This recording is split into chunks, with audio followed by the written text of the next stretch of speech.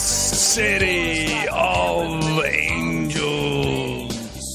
It's Sunday night, a holiday Sunday night. It's time for the Sunday evening spectacular, and that is Flesh for Lulu. I love John Hughes. Who doesn't? We all talk about the obvious films. Where are you talking about Some Kind of Wonderful? I absolutely destroyed that cassette. Backward and forward. That thing broke eventually. And that's one of the key tracks from that John Hughes film, Some Kind of Wonderful, Flesh for Lulu, I Go Crazy live here from the City of Angels. Let's turn that down and let's pop me up and let's do this. Ready? Get set. And as soon as I hit the right button, go! Get ready. Guys, this is not really a stream I was excited to do. I mean, listen. We're in September. We've had a little bit of a lull at the box office. We're seeing some things obviously wrap up this summer with Deadpool and Wolverine hitting $600 million here stateside. You've got Inside Out 2 now, the biggest animated film ever, finally knocking off The Lion King. So we don't have to have that debate anymore, thank God. So now you're looking at Disney just killing it this year. Also Romulus doing really good numbers in China. So Disney's doing well. The problem is that we have a bunch of films. The smaller films are struggling big time.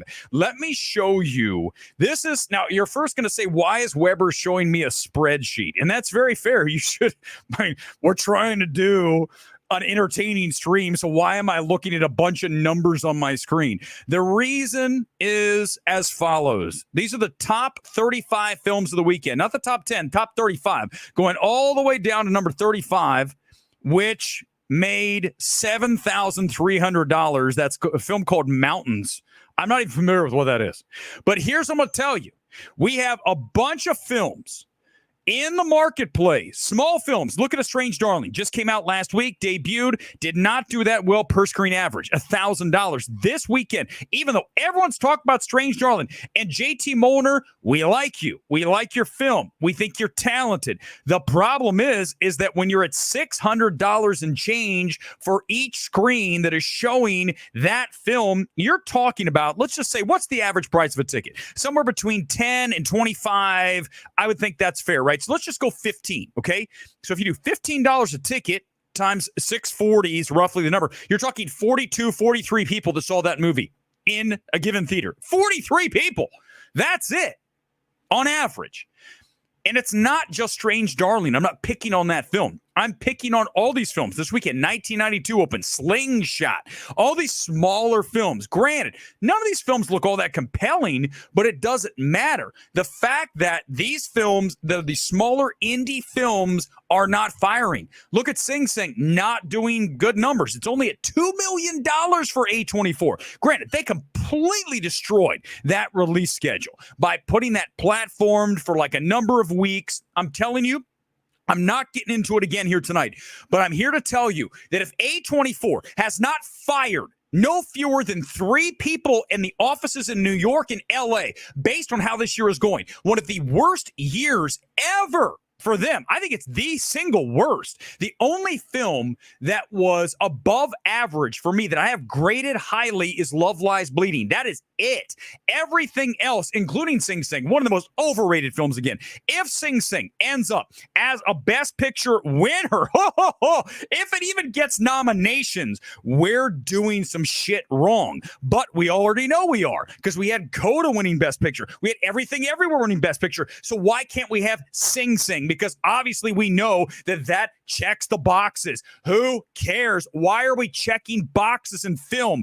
That's why I sent that tweet last night saying I don't trust anybody in the space, not even one person, because the problem is there's agendas in play. There's people without talent and there's people without taste. Sometimes all 3 of those things. Why am I going to trust someone's opinion on a film in Venice, Telluride, in Toronto? I can't, because these people aren't good. Sorry. I'm sorry. Listen, we're the gold standard. Whether Film Twitter wants to admit that or not, I don't care. I don't go to bed at night worrying about what the fuck Film Twitter says. It's the last thing I think of. But over time, no one in the space, not one person, has proven to be as deadly accurate as we have on virtually every single film from every single genre because we're objective. I do not have an agenda. And it doesn't matter about the budget or any of that shit. Who the director is it male, female? Is it minority? Who cares? If you're grading a film like that, you're broken. That's it. There's not even an inch I'm going to move off that.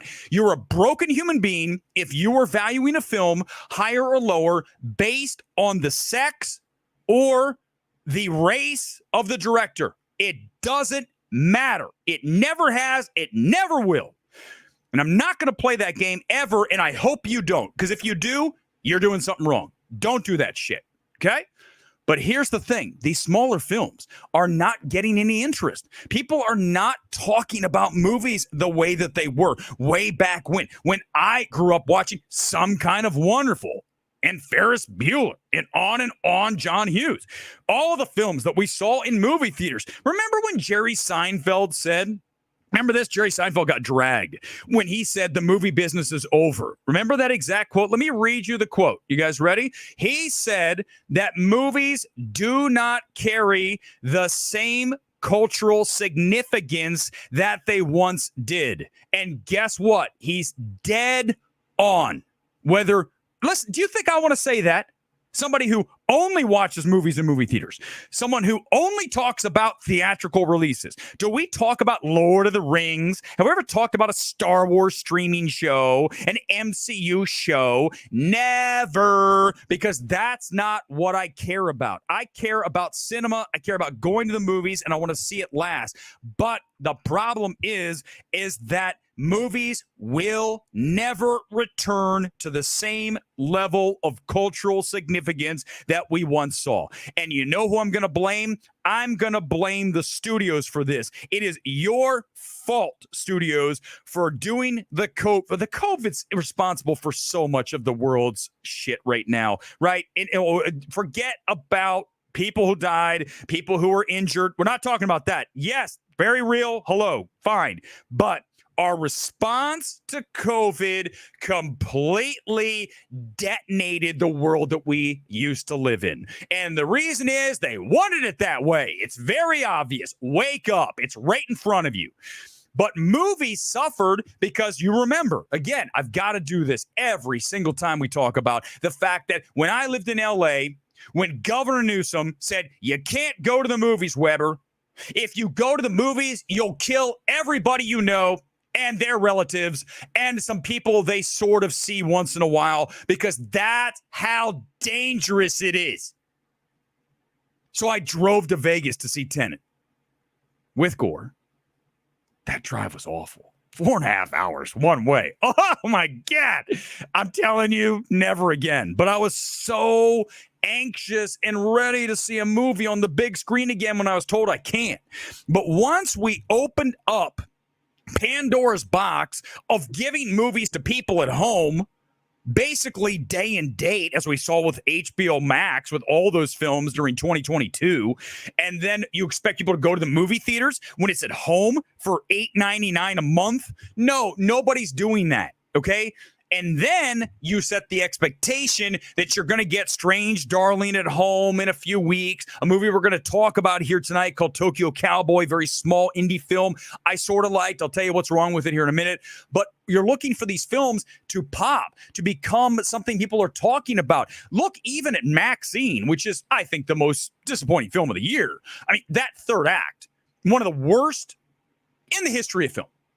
I mean, Ty West, from a directorial standpoint, his stature was here, and then that third act comes, and then it's, where'd he go? Where is he? Is he even trading on the NYSC? I don't think Ty West is anymore. We'll have to wait for his next trilogy, because that's how you fuck up the end of a trilogy. Like, that's how you destroy any great will you had towards X and Pearl, which you see over my shoulders.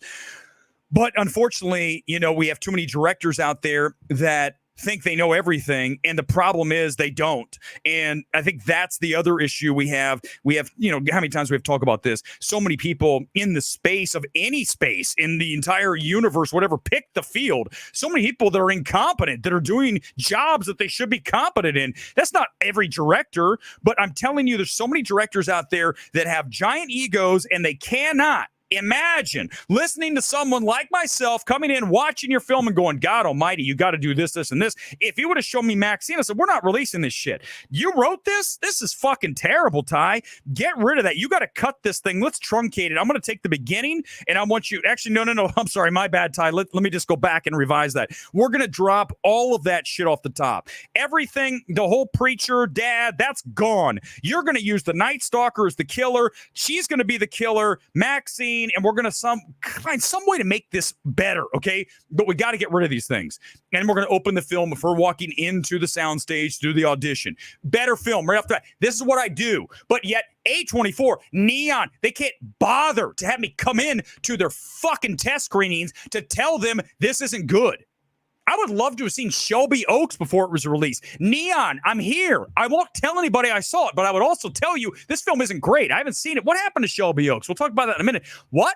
How do you show a movie at a premiere, right, at some festival, random festival, and then it disappears? And then suddenly it starts to creep up on the tomato meter? What's going on? Why is that number creeping up when it was low? How are these critics seeing it? It's not screening anywhere. Oh, are you sending links possibly? Could you be sending them and saying, hey, can you help us bump up the tomato meter? You don't think that shit happens out here? Do you think I'd play that game? Hell no. Studios know I'm never playing that game. I'm ruthless. I'm authentic. Fearless. These other critics are like, oh, I get a screening link of Shelby Oaks early? Oh, my God. I mean, I had to read a tweet from somebody at like Venice or Telluride saying, I bumped into a star and we talked about stuff. Really? Why am I not sending tweets saying when I went to go see the screening of what the hell was that movie that was terrible? Armageddon Time, very forgettable film. I sit down and Harry, if you haven't heard me, I didn't send this tweet. Hey, Matt Reeves. Hey, Eric Weber. I'm like, oh, it's Matt Reeves. He knew me by name. You see me saying that shit? But no, these other people are like, oh, a star. I talked to a star. I'm so cool. I talked to a fucking star.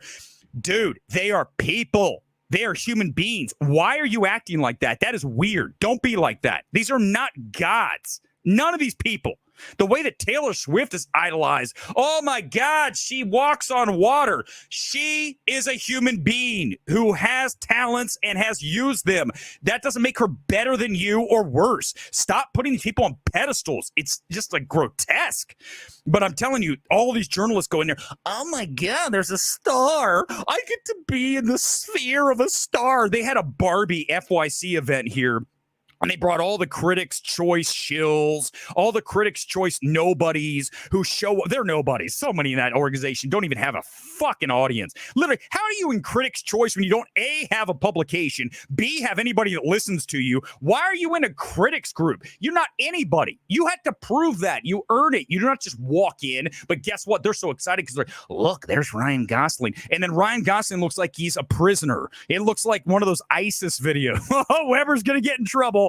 And he's like, God, get me out of here. That's what he looks like posing with some of these critics. I mean, it's also, listen, don't get me wrong. I used to do that. You can find pictures of me with Jennifer Lopez, with Nate on it. I did it. I don't do it anymore, okay? Because I think it's icky, right? It just makes you look tainted. It makes you look suspect because you're saying to yourself, are you going to say good things about something because this person's standing next to you? That should never happen. And it never does. So anytime I took a picture with a celebrity, trust me, I had to like the film. Like I remember when I went to The Whale. Remember I told you guys that story? I saw The Whale and I came out and the A24 reps are there who should have been fired. Well, I don't know if they should be fired, but someone at A24. And they said, what did you think of The Whale? And I go, what?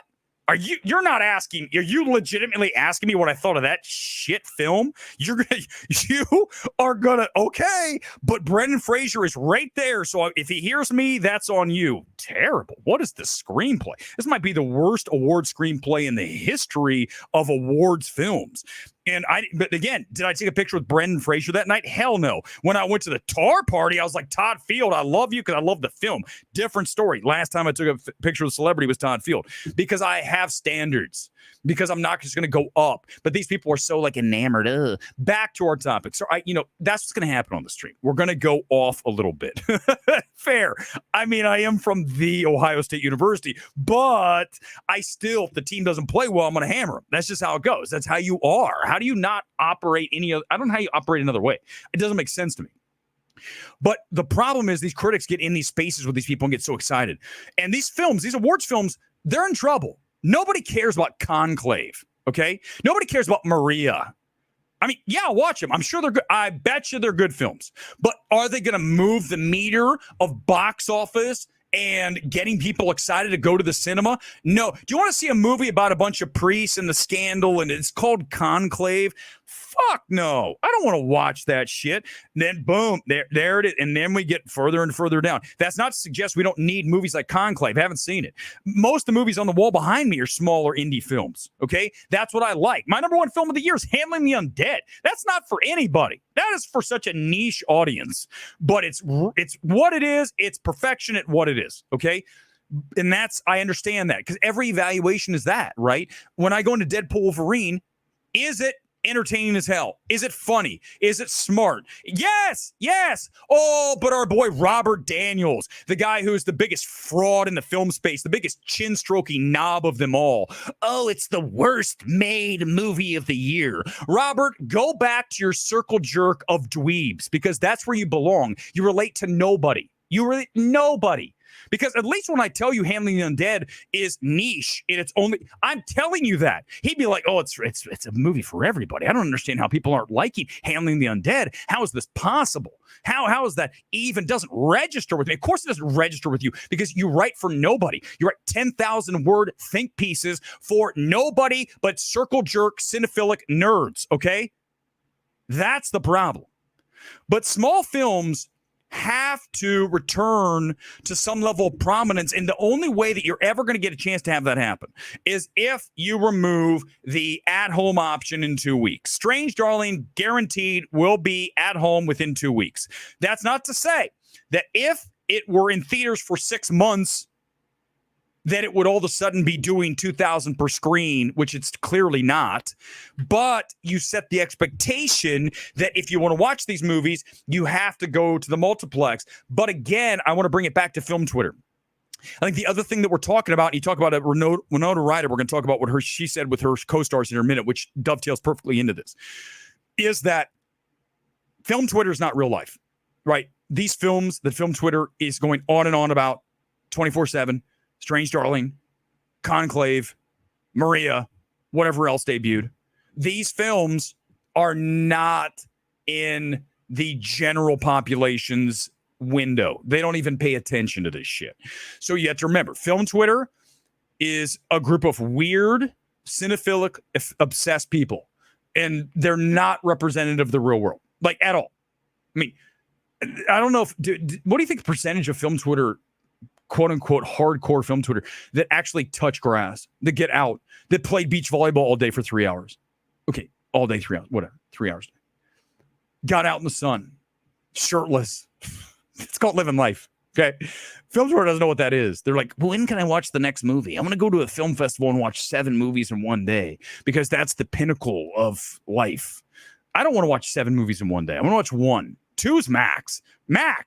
And even that second film, it's not good. I told you guys what happened to me when I watched 2 films. I don't do it often. The last time that I watched 2 films in one day was Little Women and Uncut Gems. Guess what the later movie was? Uncut Gems. Guess what I was harder on? Uncut Gems. I still think I have the same criticisms, but when I watch 2 films, I'm never in the mood for the second film. Never. Because I need a break. My refractory period's long. That's why these people watching 4 or 5 movies a day.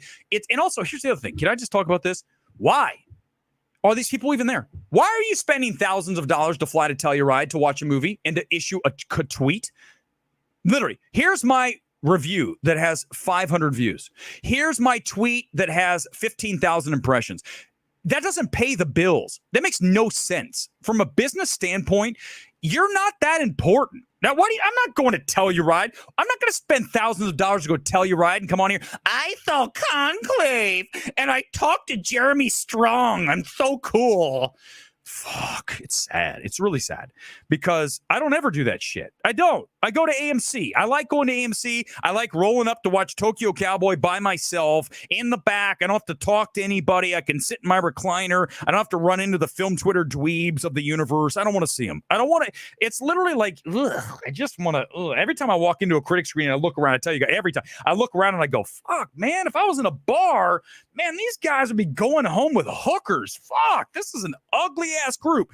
It's the truth. Weber's a mean son of a bitch. Sorry, it's the truth. Go to a critic screen and look right. Holy shit, man. This is why there's hookers. Damn, man, I understand it now. It all makes perfect sense. Weber's being mean. Weber's an asshole. Weber, guys, it's truth. What do you want me to say? You want me to lie? Oh, it's full of a bunch of people. You're like, oh, these people are all getting action. Look at these people. These are all, wow. I mean, let me tell you, this is a dating pool that I want to be involved with. There goes Weber's movie. When Weber's movie comes out, the critics are going to bring this up and go, he said that this is the reason there's hookers. Too bad. Disassociate the work from the art from the artist. Figure it out. I don't care. I'm not here to make friends. If I were, I would be like, the critics are so great. They're the best people in the world. Do you want to see Grace Randolph shirtless playing beach volleyball? Hell no, I don't want to see. Sure. And also, but can I say this Weber's being mean again. A couple years ago, I defended Grace Randolph for something, a test screening thing, and it all went crazy in Weber. And someone had the fucking nuts to come in and say, oh, Weber just wants to get with her. I'm like, dude, do you even know the kind of ladies that I'm into? Do you have any fucking clue? It's not Grace Randolph, okay? Guys, listen, I'm not going to toot my own horn. I have MMT Fitness coming up. I'm just going to tell you that I turn down more action than the majority of guys get, period. Sorry, guys, I don't know what to tell you. It's fucking truth. So I don't even want that. I'm not interested. I'm single. I enjoy it. It's good. But if I have options, plenty. I don't want it. I'm good. That's the thing. Burbank 16 became the ultimate film Twitter dweeb hangout. I don't even go there anymore, Luis, because last time I went there, some weirdo film Twitter girl took a picture of me and was like, look who's here on the escalator. What a weird behavior. Let me tell you something. You're mental. Honey, that's mental. Like, look who's behind me. It's Weber, the guy who's a jerk. It's Weber, the guy who says these mean things. He's mean. He's the Donald Trump of the film space. Oh, my God. And there's that other loser who writes for Film Rap or The Rap, who no one reads The Rap. The Rap, and he was something like, oh, Weber went full MAGA. I somehow stumbled upon it. The guy, listen, let me tell you something. The guy who wrote that, you need to worry more about your receding hairline. I'm telling you, the further that goes back, just shave it. I mean, at this point, you're drawing like 5 strands of hair across your head. It's not a good look. Worry about your hairline and getting a haircut that doesn't make you look like my Russian teacher in high school who used to pull his hair from the back to the front across the comb over trying to, thinking he could fit, oh, we don't see this. That's the guy who was calling me full MAGA for saying that film sucks. Civil War sucks whether you're left, right, or middle. From a direction standpoint, it's terrible. It's not good. You guys need to understand that. But my boy with 5 hairs that he pulls across his head, he's worried about me going full MAGA because I said, oh, Donald Trump's not Hitler. Oh, my God. Did you just say Donald Trump's not Hitler? He's not putting people in concentration camps and gassing them to death? Oh, my God. He's not that guy, but he's bad. He's the orange man. He's terrible. Tell me why. Because he's mean. Because he thinks that we should maybe have a border instead of just letting people come in, like in Denver, where you have quote unquote Venezuelan gangs taking over apartment complex. That's okay. Just let anybody come in. We don't need to check that shit. Oh, give me a fucking break. If you're a liberal and you think that way, leave the stream. Get out of here. Leave. We have to have a border. Why do you think you can't just let anybody? Okay, let's go ahead and just leave our doors open at night. Same thing. Oh, it does. I trust everybody. Isn't that the liberal mentality? I'm not even conservative. That's liberal. People are inherently good. Oh, are they? Are they really? Do you watch the news? Do you pay attention? How would you like to live in the apartment complex with the gangs running over it? Oh, that's okay. Oh, but Trump may actually say you have to apply to be a citizen. You can't just come in. Everybody, the border's open. Come on in, everybody. Here's your card. Go ahead and spend some cash. We're going to give you payment in California, $150,000 on a down payment on a house. I know you just got here over the border, but we're going to hook you up with all this stuff. Courtesy of the taxpayers. Oh, that's fair. That's fair. Oh, Weber's gone full MAGA tonight. Oh, give me a fucking break. You think that's okay? You're the one with the problem, not me. I didn't say I don't want immigration. I said I don't want unfettered immigration. You don't just let anybody come in. Oh, anybody. Thank you, Cheyenne. I love that Gone Girl is like right now, like Weber, you're going into politics, bring it back to movies. Good for you, Gone Girl. I know, but I'm just telling you, every time I have to talk about film Twitter, I picture the same person and I go, I have to look. I don't want to talk about these people. What Oscar hopeful? I'm not, listen. The number one, let me pull up, let's just do it since we're just flying by the seat of our pants tonight. Why not do it? Let's go to awardsace.com, which I think you might know I have some hand in. It's my website where I forecast the Oscar favorites. Can I just tell you guys that I'm not excited this year? Beyond Joker 2, to answer your question, that's the only film I'm excited about. That's it. One film, Cheyenne. Will I watch other films? Yes. Am I excited about them? No. But I will show you. Here are the films I have right now. I want to see Honora. I can't wait. I love Sean Baker. Okay. That's one. Blitz. That is McQueen. Love. Listen, go back and look at what the hell was this last movie? Widows. Go back and look at Widows. Widows, from a direction standpoint, one of the best films of the year. Screenplay, no. Direction, yes. That's called Extracting Elements. A Complete Unknown. I like Mangold's filmmaking. I'm not sold on Chalamet. I know that makes Simone really angry because, first of all, Simone had to listen to me say Donald Trump is not the Antichrist. So that makes me bad right off the bat. And secondly, I just said I'm not sold on Chalamet. So then it's like she's like, listen, but the thing about Simone is, and this is the thing, she's cool. She gets it. She understands we can have different opinions. Okay? That's the problem. Film Twitter's like, whoa, you're not hardcore left. You can't be part of us. Well, I got news for you, Film Twitter. I don't want to be part of you. I never want it to be. In fact, I would reject that membership the second. Give me a break. I don't even want any part of it. Oh, no, I don't want. No, look, no, I don't want to be part of that group. Good God, I want to get laid once in a while. I don't want to hang out with you. The shine off of that group is going to make me completely untouchable. I mean, good God, like the caste system. I'm at the bottom at this point when I'm hanging out with that crowd. Oh my God. I feel like this should almost be like a stand-up routine at this point where I just hammer Film Twitter for like an hour. Would you guys watch that comedy special? I mean, literally a lot of the stuff I would just repackage and use it in the actual show. Dune Part 2, not better than Dune 1. So obviously Conclave, listen, I do like Berger, who directed that, who did the war film that won best international feature. It shouldn't have won. It should have been Decision to Leave that year, but it wasn't even nominated. Gladiator 2, not that excited for. Joker, yes. Nickel Boys, pretty much. Queer, Saturday Night, Sing Sing. Listen, it's not going to be a great year. This is one of the worst years in the history of film. It really is. It is. It is. It's not even close. Guys, it's a bad year. Anybody who tells you it's a great year, again, doesn't know what they're talking about. Remember Fantasy last year? One of the best years ever. Okay, forget what I said about Robert Daniels. Yeah, he's not. Daniels isn't really necessarily a fraud. He's just pretentious and completely unrelatable. So that makes him like, why does anyone listen to that guy? It's literally like, who even talks like you? He's like literally like the guy who went to Yale or Harvard and thinks he's smarter than everyone and writes like that. And you're like, you're an idiot. Why are you writing like that? Nobody cares. Why are you talking like that? For to look important? He's a chin stroker. And that's not interesting to me. That's not relatable. Does anyone want to sit down and have a beer with Robert Daniels? I'd be like, oh my God, no. Listen to this guy pontificate for an hour. I mean, no. Recite his 2,500 word think piece that he wrote about some film.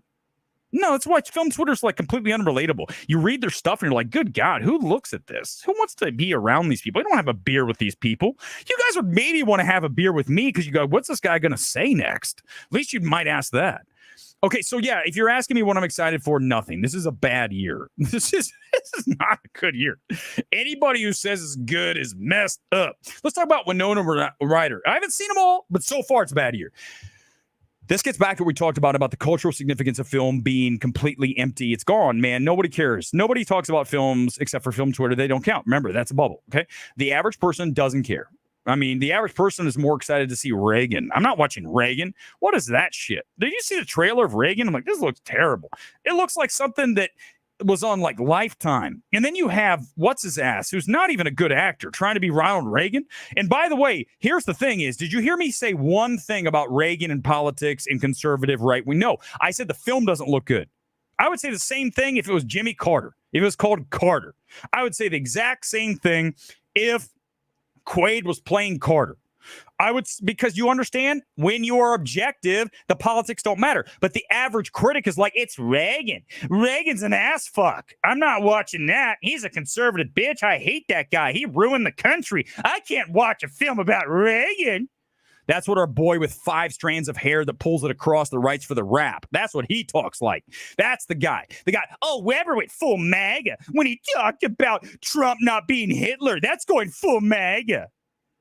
What a loser. Imagine being that guy. Other than the hair issue, which is a major issue. By the way, you know why? Why am I bringing up the hair? Why am I hammering that? Because the guy attacked me. Will you attack me? I'm going to bitch slap you.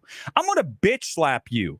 And you, with your hair from 5 strands pulling across, the further that thing goes back, just shave it. Your hair's gone. I'm not suggesting my hairline is as thick as it was when I was 18, but I'm not pulling 6 strands of hair across my head like my Russian teacher back in high school. Like my boy who writes for the rap.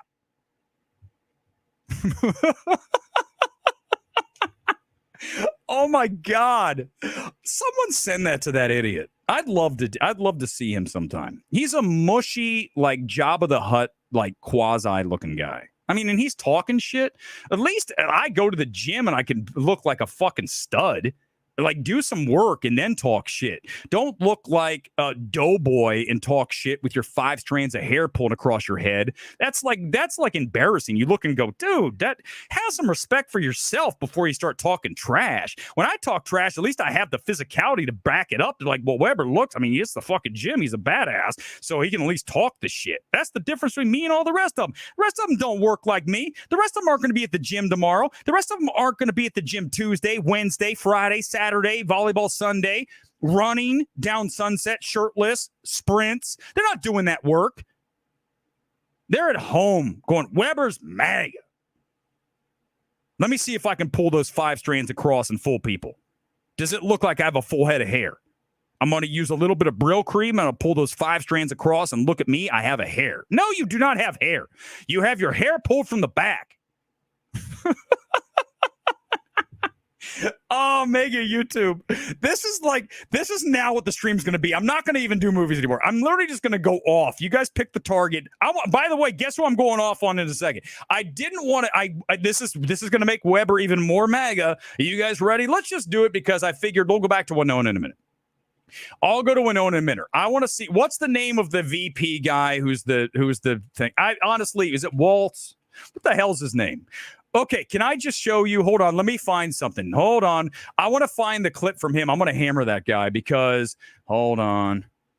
I'm going to hammer this, and I'm going to use this as a broad thing. Give me a second. Here it is. Listen. Let's listen to Tim Waltz, and he talks about his time in Afghanistan.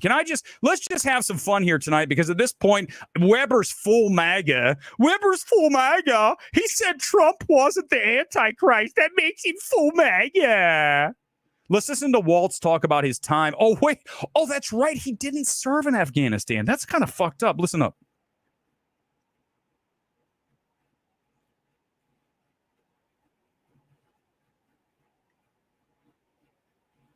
Was in Afghanistan, you know what our troops were worried about? They were worried about their families' health care, and they were worried about their pensions. One more time. They were worried about. I was in Afghanistan. When I tell them When I was in Afghanistan. Okay, do you guys hear that? When I was in Afghanistan, right? He says that. Okay, let's continue. You know what our troops were worried about? They were worried about their families' health care, and they were worried about their pensions. I said, do you think that's really what you want them to be worrying about when their friends and colleagues are being shot on a daily basis? Can I ask you a question? And this isn't political. I'm just going to tell you. Why do people lie? Why do people fucking lie? Can you explain to me, and don't tell me politicians, I don't understand why people say, can you imagine if I said, when I was fighting in Afghanistan, you're like, Weber, you were never in the army. Can you imagine if I told you the story about Matt Reeves? When he sat, Matt Reeves is like, hey, Eric Weber. I'm like, hey, good to see you. Oh, you're Matt Reeves. Good to meet you in person. I don't make this shit up. It's weird. Why do people make shit up? It doesn't, I don't make shit up. I have a very, you guys can tell, honest. I just destroyed that loser, MAGA Weber. So yeah, again, focus on the 5 strands of hair. That's what you need to worry about. But listen, why do people lie? Can someone explain to me, why is Waltz telling stories? Mega YouTube, I'll get back to that. I promise. Let me just hammer Waltz for a second. It's not because he's a Democrat. I just need to know, why do people lie?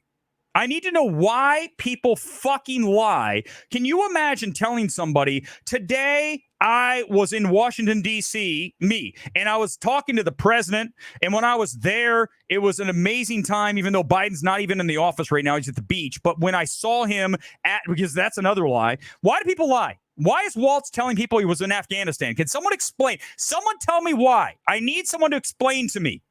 Gone Girl, give me a comment that someone explains to me why you lie about doing something. It doesn't make sense to me.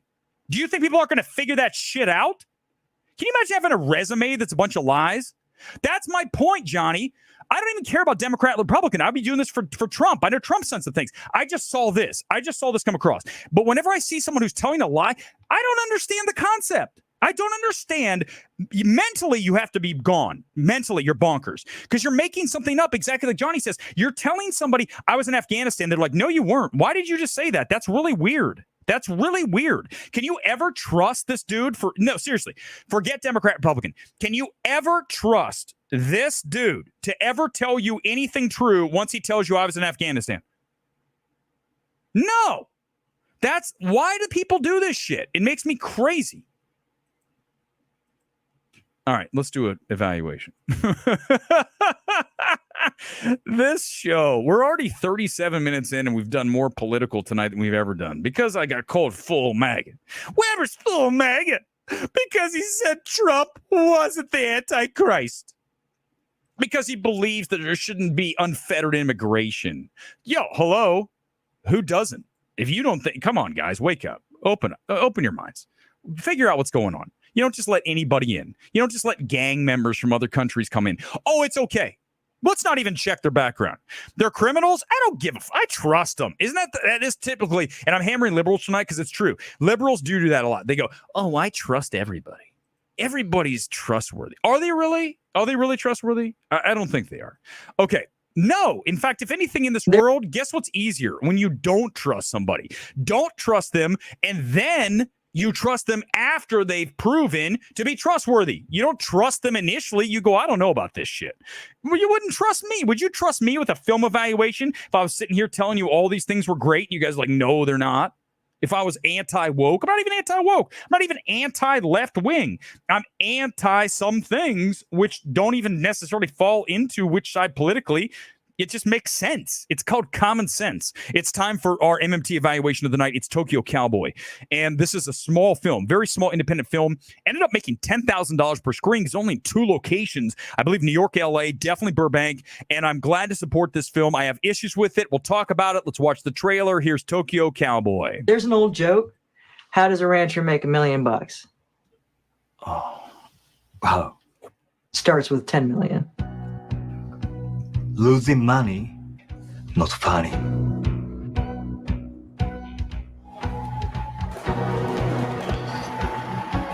私の任務完了時には有益資産になります。I want to help you grow. Let's look for a new market. Wagyu beef, Japanese cow. Change now. What is that? Here is the future.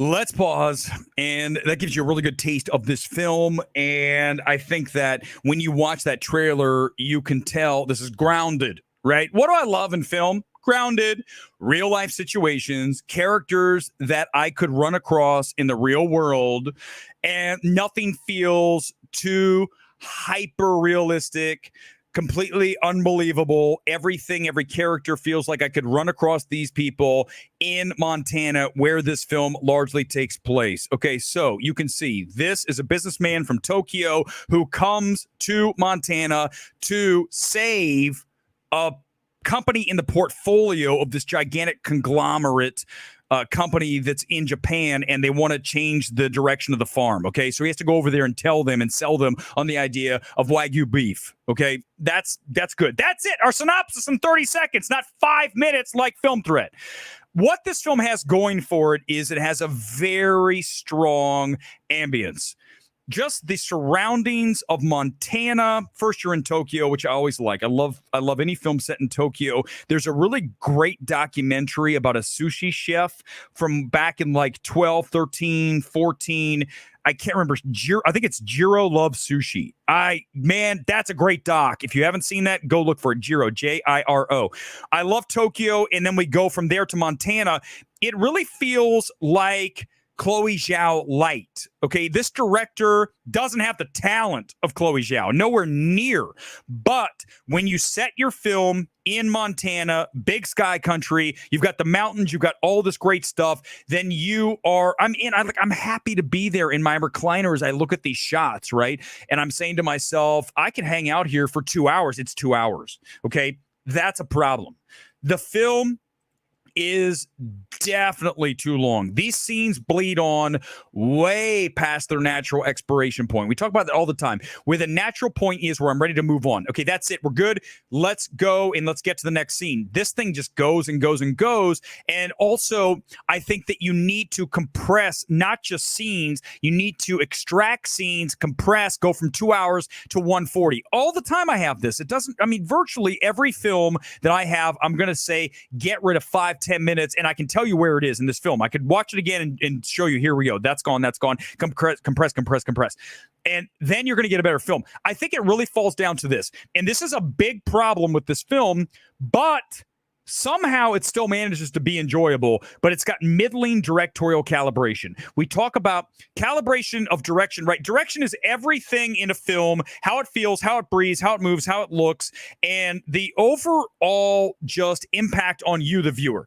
So if you have a director who does not have the calibration dialed in, does not have the scenes exactly where they should be, everything whittled down, tight screws, absolutely as tight as you can get, then you're going to end up with what you see here, middling directorial calibration. And that gets back to those scenes being too long. And you also have an issue with the screenplay not meshing as well as it should. Listen, the ideas are great. I think the whole story of fish out of water in Montana, trying to convince people to go his way, but then seeing the light and realizing there's a different path. We've seen it a million times. But the way that the characters don't fully connect, the way it's not like it's that bad. It's just off by literally like a turn of the screw. So when I'm talking about that, you go watch this film, you'll see what I'm talking about. Things are almost there, and it's like you just need to go one more tighten, and then you're going to get better. Tight. So everything just needs to be meshed and compressed and brought into a better version of what I see. It feels like this is a test screening of this film. And again, this is what I want to do.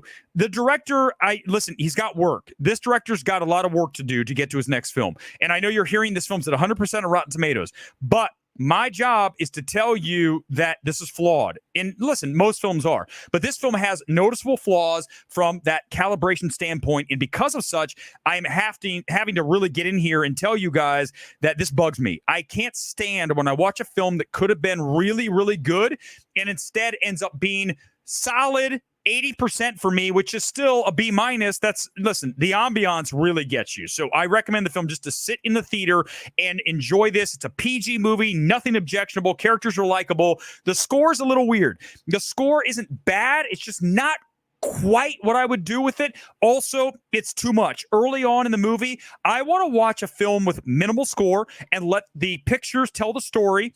And I think right off the bat, when you watch this film, you've got score, and you heard a little bit of it. Let's listen to it one more time. Okay, let me listen to the score from the beginning as I hit this, and I want you to listen to the score. And from the opening scene, I'm hearing this. Okay. From the literally the 私の任務 get-go. 完了時には有益資産になります For like literally the first 5 minutes, you hear that score? That song is played underneath. And here's what I'm telling you. If you extract that score and you make it minimal with him in the mundane existence in Tokyo, kind of just like going through the motions of life without the score, then it's got more impact. I'm telling you, I really should just be a director at this point. Oh, but Film Twitter would hate everything I do. Well, too bad. No, they would have to like it because they'd be like, this is good. I know Weber's such a pain in the ass, and he said that I have 5 strands of hair I pull across my head, but he's good. So I don't know what to do here. Am I going to be biased, or am I going to have to just admit that it's good? Like when we get this screenplay out there and you guys see the movie, you're going to be like, yeah, it's good. But there's going to be critics who bash it. I guarantee it, because it's going to get made. I'm 100% certain of it. I'm 100% certain it's going to get made because it's that good. I don't have time to make shit up. I'm not Waltz. I'm not telling you I just fought in Afghanistan today. I am telling you that critics are going to have a hard time because they're going to say, fuck, I'm going to have to say it's bad because it's Weber. But you don't do that. I've never done that. I have never. Mr. 5 Strands of Hair, if he had a movie that was great, I would say it's great. I would still criticize the fact that he has 5 strands of hair pulled across his head. But I would say the film's good. The movie looks good and lighthearted and finding purpose. Yes, Richard, it is. It's all of those things. But it's just one of those films it's just like, oh, why? Why didn't you tighten here? Why didn't you take these scenes and compress, extract, and make things mesh perfectly? That's where a script doctor would come in and say, let's try to make this really connect so that we have a seamless flow throughout, and then let's bring this in at 140. This film has no business at 2 hours, none. So that gets back to, one more time, very important directors out there, get your calibration right. Listen to people that you trust when you watch a film. I know there's not a lot of people that are good.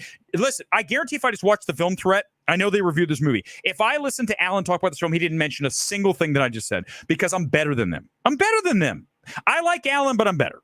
I mean, I think Alan's actually not bad. Now that he's like doing the anti-woke thing, I definitely don't trust him as much, but I think he's solid. But am I better? Yeah.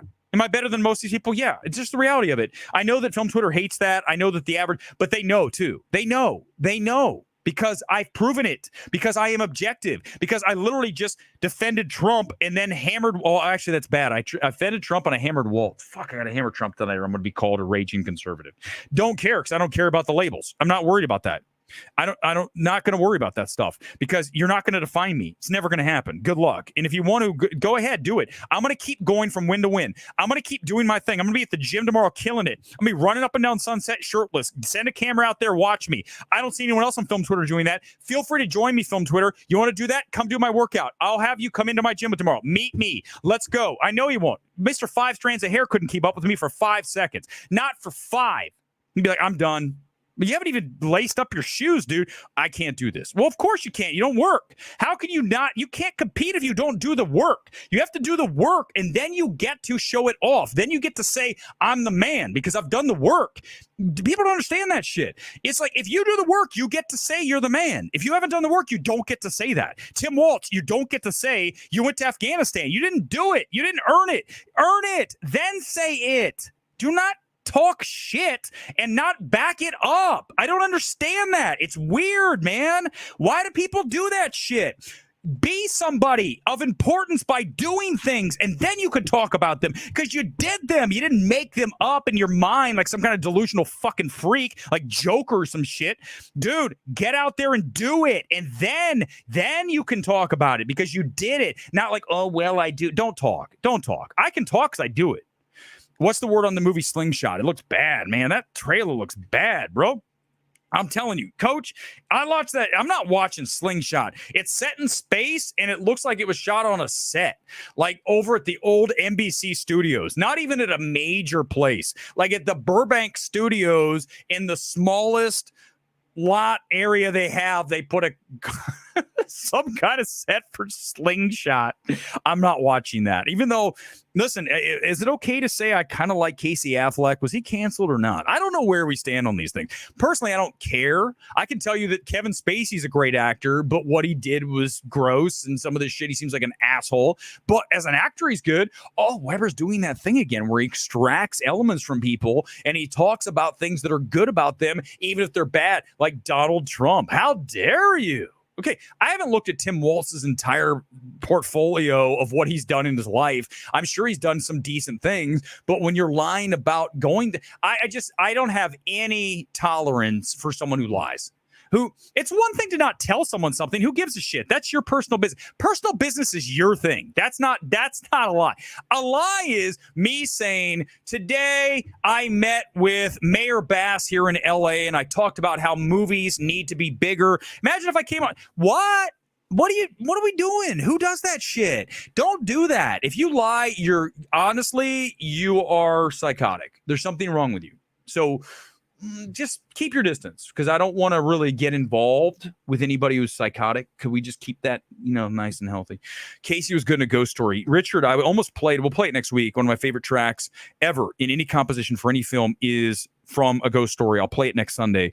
And I just all of a sudden was like, I want to hear some Flesh for Lulu tonight. But Ghost Story, there's nothing better than the conclusion to a Ghost Story from a directorial calibration standpoint. Talk about that. It's symphonic. My God. I mean, the end of that film. I saw that film when I was moved back. I was in Orange County at this really small little independent theater. And I said, let's just go see a Ghost Story. And I just remember sitting in that theater. There were two of us.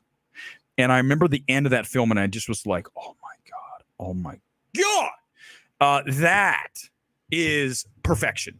Like, how do you close a film, a Ghost Story? The pie scene we can talk about.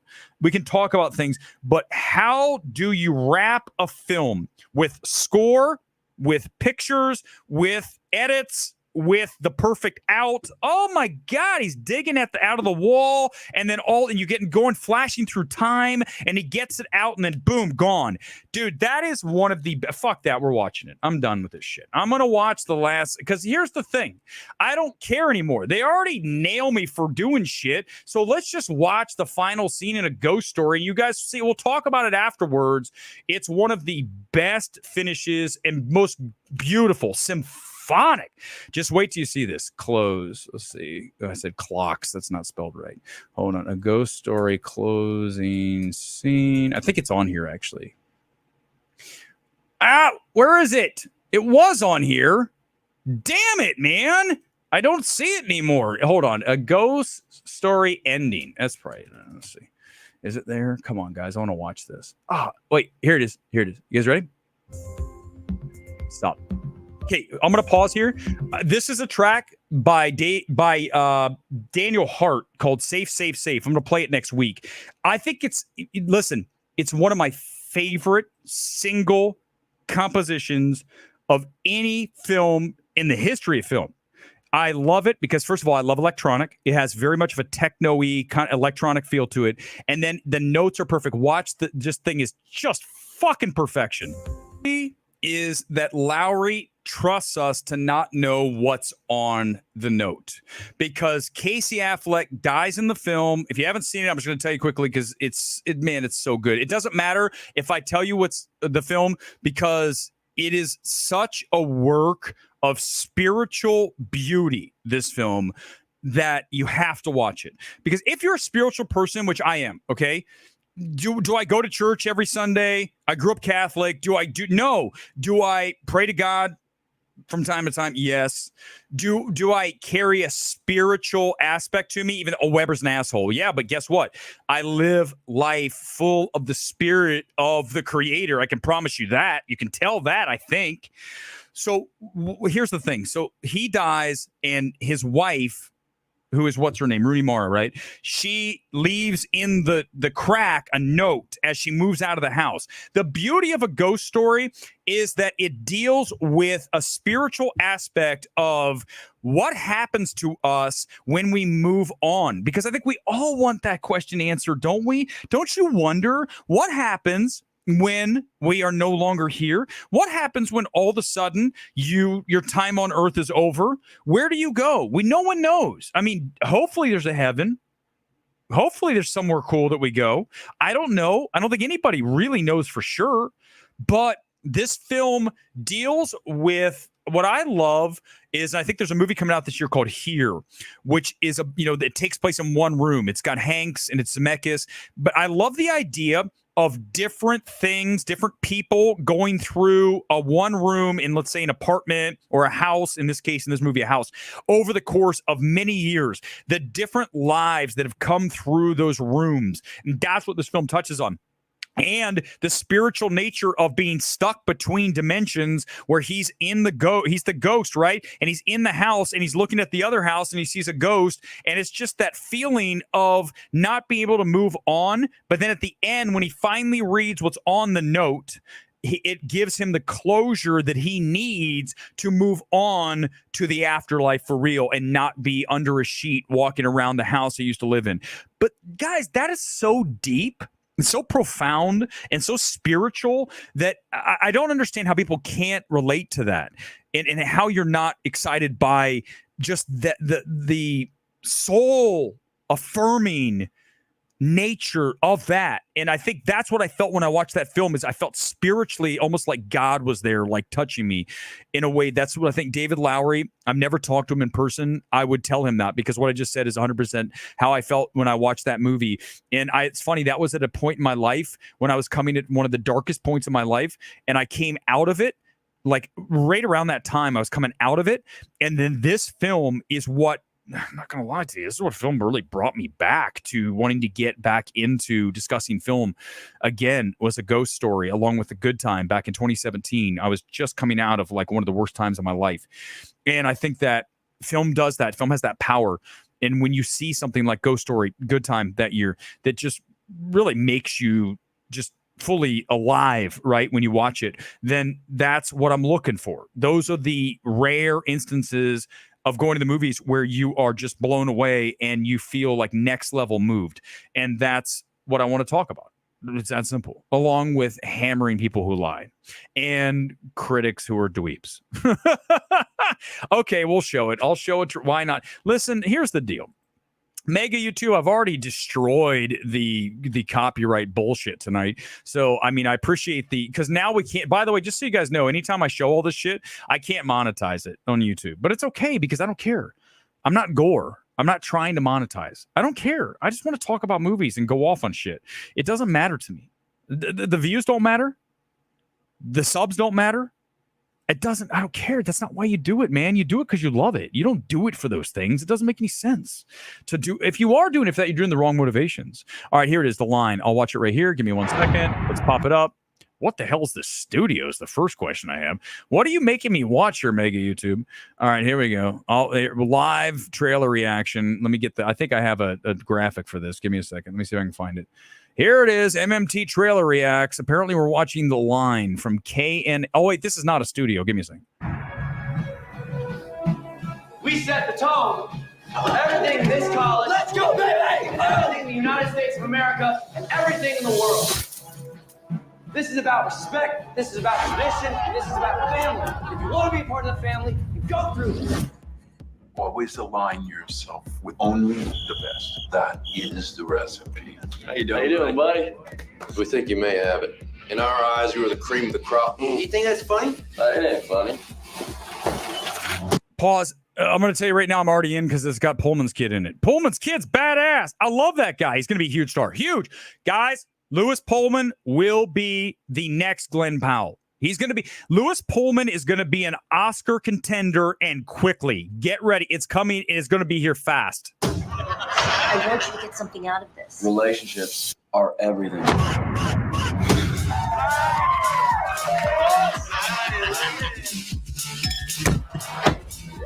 You listen to these walls, You see presidents.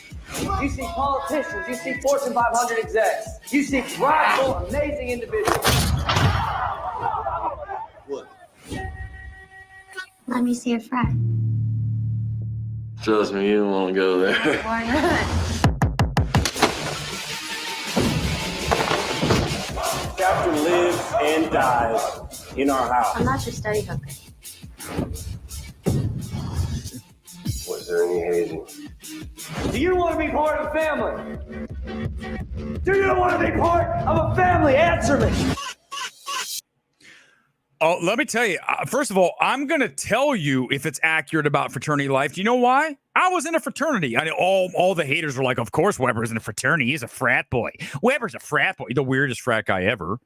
I can't believe I'm alive tonight. When I was in my frat at Ohio State, the Ohio State University, I would get blackout drunk. Like I was dancing on tables and shit, drinking Mad Dog, the Kiwi Lime Mad Dog. I drank a giant one, not the little one, a big ass flask of that shit. And then I would put on like 90s Depeche Mode and like industrial shit, Front 242. And we would crank it in the fraternity house, and I'd be in there just like, you guys would be like, who's this guy's fucking crazy? And I had long hair. I had long hair like Michael Hutchins in NXS.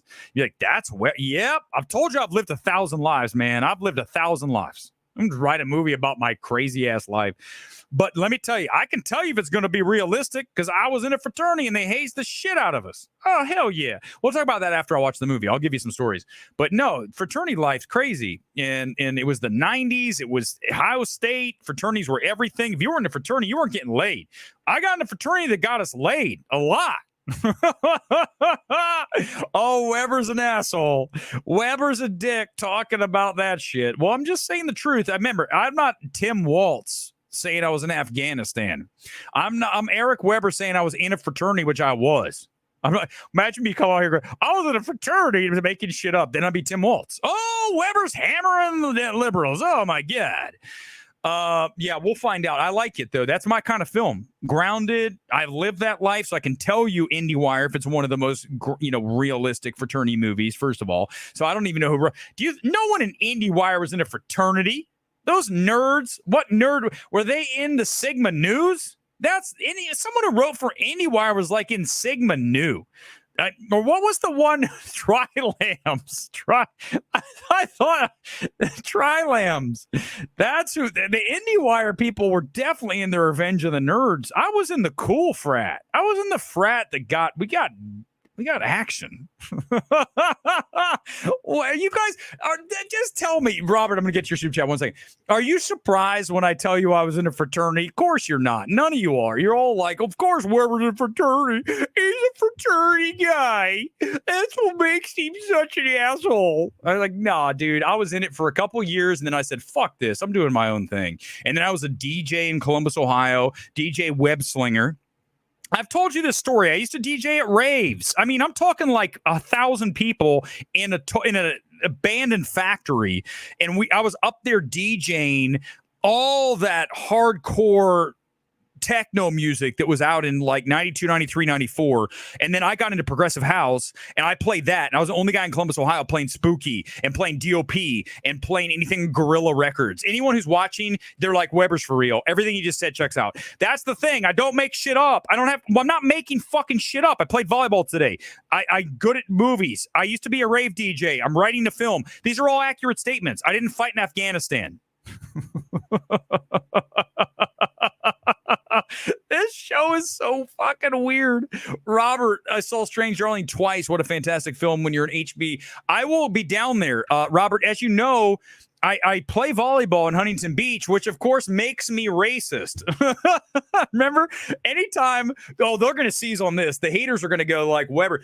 Because anytime Huntington Beach is brought up on Twitter, they're like, oh, it's full of white supremacists. Yeah, because all of my volleyball friends are all white supremacists. We wear our Ku Klux Klan outfits around. What the fuck? Man, people are weird. They don't know what they're talking about. They just talk a bunch of shit. They don't even know what they're talking about. Yes, I will definitely hang out in Huntington Beach. Let's go to, what's the Irish pub there? We'll go to Malarkey's and we'll have a drink. The problem is, though, I rarely bring a shirt. I walk down Main Street street shirtless to play volleyball, so the bar will kick me out. Like, Weber doesn't have a shirt on. We can't have this frat boy not wearing a shirt in here. So yeah, Strange Darling. Listen, I'll tell JT when I'm going to have drinks with JT at some point. JT, even if I did critique your film, you said I could. When you told me I could critique your film, I did. I like the film. I like it a lot. I wish I could have sat down with you and said, "Can we think about this, and that?" But of course, then Weber knows more than everybody. I'm not saying that. I'm just saying this frat boy who used to be a rave DJ isn't bad at film evaluation. I know it's the weirdest shit. I get it. And the Trump supporter, oh God, good almighty. If I can make a viewing recommendation to Brooklyn's Finest from 2010, Antoine Fuqua. Yeah, I'll check it out. I never saw that. I remember he did Training Day, right? Fuqua's done. Did Fuqua do the one with Denzel Washington, Book of Eli? Or was that someone else? That was someone else, the brothers. I love the Book of Eli score. I think I've told you guys a million times. Atticus Ross did the score for Book of Eli better than the film. Score's too good for the film. I told Atticus Ross that. I go, Atticus, why did you give that film that score? It's too good. Man, that's good. That's great stuff. There's a track. I'll play that maybe next week. And one of these weeks I'll play the track from Book of Eli that's unbelievable. It's a singular one of those things. It's so good.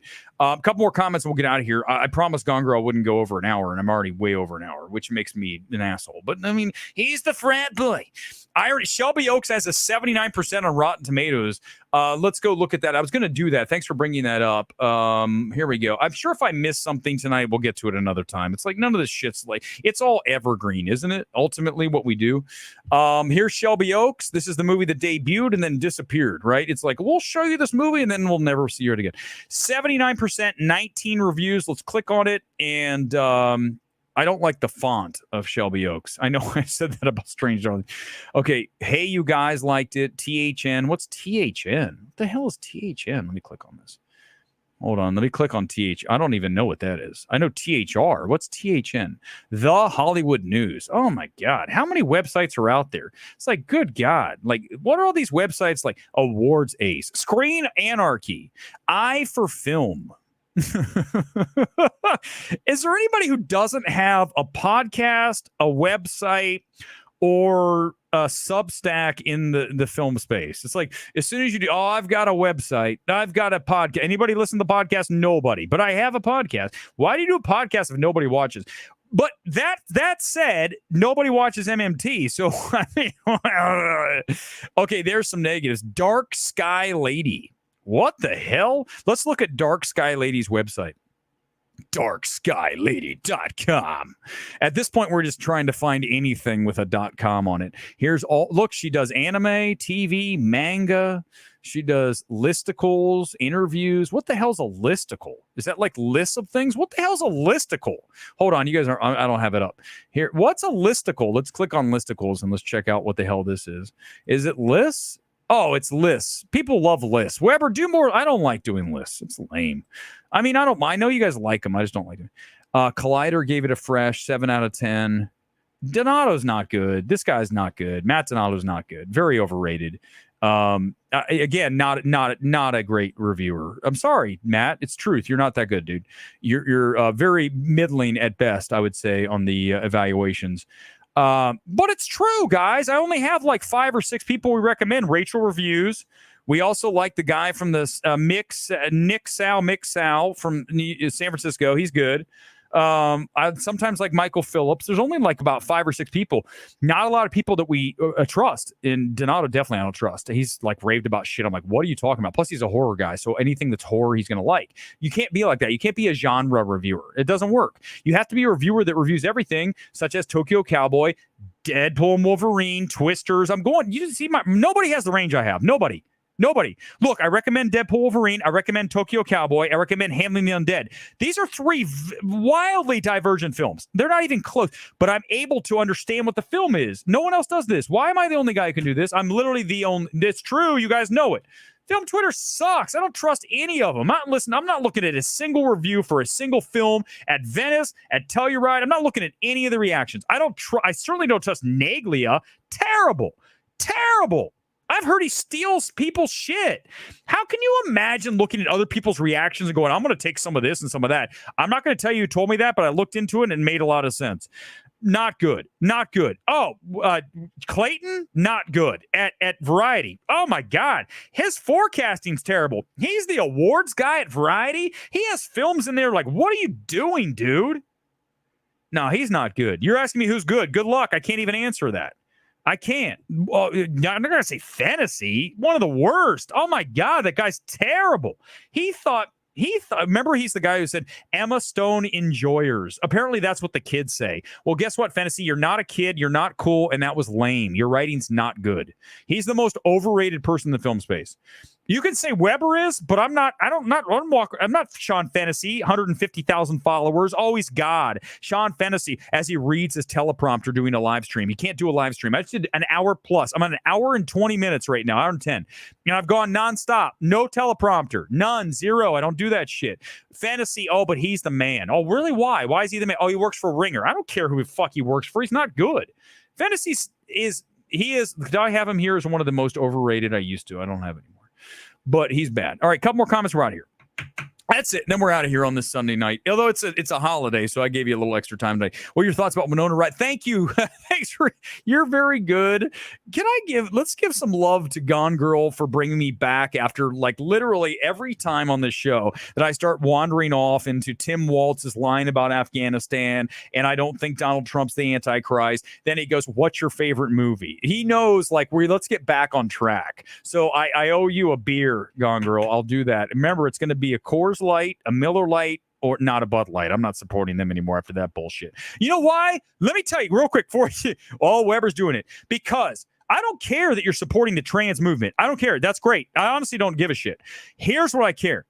Dylan Mulvaney has zero talent. Not interesting, not funny, not cute. Why am I celebrating? I told you that. Why am I celebrating Dylan Mulvaney? Not interesting, not talented, not funny. We're not going to celebrate someone because they're trans. That's not enough. That'd be like, let's celebrate Weber because he's a white guy. What? No. You'd say Weber's good at evaluations. He used to be a rave DJ. He was a frat bro. You wouldn't say he's great because he's a white guy. Like what? So Dylan Mulvaney has no talent, not interested. I wouldn't pay Dylan Mulvaney to push any product. I don't care if trans or non-trans. Boring, untalented, don't know why that person is even in any kind of space. Suddenly disappeared. Why am I watching this person? They're not funny. They're not good. If you don't have talent, you got a problem. And that's why I get angry when I see that. I go, Bud Light, why are you giving this guy? He's not even cute. Ugh. I mean, not even as a trans, not even cute. Oh, no, I didn't say that. What's one of my favorite movies of the year? The movie that has tons of trans actors in it. That National Anthem. I said it was very good. So don't tell me I'm anti-trans. I'm anti-Dylan Mulvaney and zero talent. Zero. How do you have zero talent and get celebrated? Oh, he's trans. I don't care. I don't give a fuck. I don't care if trans. He's not good. Whatever. Screw you if I said it wrong. I'm not doing that on purpose. I told you that I don't have a problem with that. It's the truth. I don't lie. I'm not Tim Waltz telling you I was in Afghanistan. Oh my God. And then when the mic goes off, I swear to God, I'm just like, I'm not going to talk for like a few days. Winona Ryder says she gets frustrated by how some younger co-stars are not interested in movies. The first thing they say is, how long is it? I think there is such an abundance, a history of film, a history of photography. It's so rich and there's so much there. I don't mean we should go backwards, but I wish and hope the younger generation would study that. They don't care, man. The younger generation doesn't care about movies unless it's something they have to see. They're being told to see, like Barbenheimer or Inside Out 2, I guess. Or maybe Challengers, right? You know, maybe appeal to that Gen Z. But in general, bodies. Terrible. Fucking terrible, that movie. That Rachel Sennett is so annoying. Apparently she's in a new movie. Maybe everything I've seen her in is some of the most painful film I have to sit through. I go, how is this person a star? I mean, literally in Bodies. And what was Bottoms. Oh, Bottoms is terrible. Gone Girl, you're wrong. It's fucking terrible. Bottoms is so anti-human. Like, you know, that scene, like, let's have a guy kick a girl in the face. Oh, that's not fun. Like, terrible. Bottoms is fucking awful. I hate that movie. And Rachel Sennett is one of the most annoying actresses I've ever seen in 2 films back to back in those 2 films. I hope her next film's better. I think she's in the Saturday Night Live movie. I hope she's better because she's annoying. Weber's annoying. So what? I'm not in a movie. I mean, we're writing a movie, but I'm not in the movie. So you don't have to. So what? You have to physically watch the stream. So I'm not making you. And by the way, why was that 5-strand guy even watching my stream? Why is he watching my stream of me going all in on MAGA? Why is he watching? Let me tell you something, 5-strand rap writer. I don't watch you or care about you. You don't matter to me. I don't think about you. Why are you watching my stream? If you don't like me, don't watch. I don't care. I don't care if you watch. Why are you looking for me to slip up? Again, I recommend you spend more time on figuring out how to draw those 5 hairs across your head so that you don't look bald. You are bald, but we're going to pretend. I'm doing this because he came after me, so I'm allowed. Remember, the gloves are fucking off. You come after me, I'm going to go after you hard, like brutal. So be ready. Be ready, because it's going to get nasty. So I'm going to tell you right now, don't watch my shit. Don't watch my shit looking for stuff, loser. Worry about writing for a publication nobody reads. Worry about the rap. Nobody reads the rap. Literally, I should have a T-shirt that says that. Nobody reads the rap. Now, you could say nobody watches Midnight Movie Talk, and that's fair, but I'm also not a publication in Hollywood, so I don't care. So enjoy your job at the rap. Literally the redheaded stepchild of publications in Hollywood. Who do you write for? The rap. Oh, fuck, man. You didn't say the rap. No, I did. I said the rap? What? No. I just don't admit that. Just say you write for a publication. Don't say what it is. Or just lie. Be like Tim Waltz and say you write for the Hollywood Reporter in Afghanistan. So listen, Winona Ryder she's right. The kids don't care. They don't care. Luis, Gen Z only worship films that pander to their agendas. I don't have an agenda. Again, remember, I like National Anthem, a film that pushes a very heavy trans agenda. Don't care. Movie's great. Oh, man, from a filmmaking perspective, really love it. One of my favorite films of the year. So, yeah, good luck. That's the problem. That's why Film Twitter gets angry, because they go, I'm going to cancel him. And they go, well, I can't, because he's objective. I don't know what to do. He's a frat boy, but he's objective, and it's weird. I don't know what to do. How about you just recommend and watch and enjoy? Because here's the deal. Nobody's better. Nobody. And of course, nobody in the film space. Not a single person. Except for maybe 5 critics I've talked about. And they don't even do live. If they did live, they couldn't do this. They don't do this. They can't do this. They couldn't talk for an hour and 20 minutes straight. All right, last comments and we're out of here. Last one, Gone Girl Pop. Anything you got, bring it to me. Otherwise, we're done. Although I honestly could keep talking for like another few hours, but the realization is that I'm going to lose my producer because he's already angry because I've already gone forever. I said leave. Just leave. Just leave. Leave. Everyone tell Gone Girl to leave. No, I'm kidding. I'm going to talk to you when the stream's over. Anything else? That's it. There's nothing else. Gone Girl says none of you matter, so he's not going to worry about any of your comments for the rest of the night. It's been a pleasure as always. Feel free to join us on Wednesday night. We're going to talk about Beetlejuice film I'm not excited for, but I will wipe the slate to 0, just like it did Blink Twice, a film I really liked last Sunday. Watched that stream.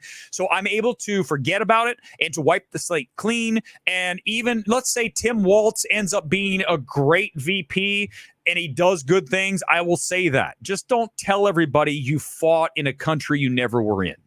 Just don't do that. Don't be weird like that. Don't make shit up about your life, okay? If you don't want to tell people, that's one thing, but don't be boasting about something you didn't do. That's fucking weird. That's really weird. It's not just sort of weird. That's psychopathic. Definitely sociopathic, whatever you want to throw. It's mental. It's not normal to lie like that.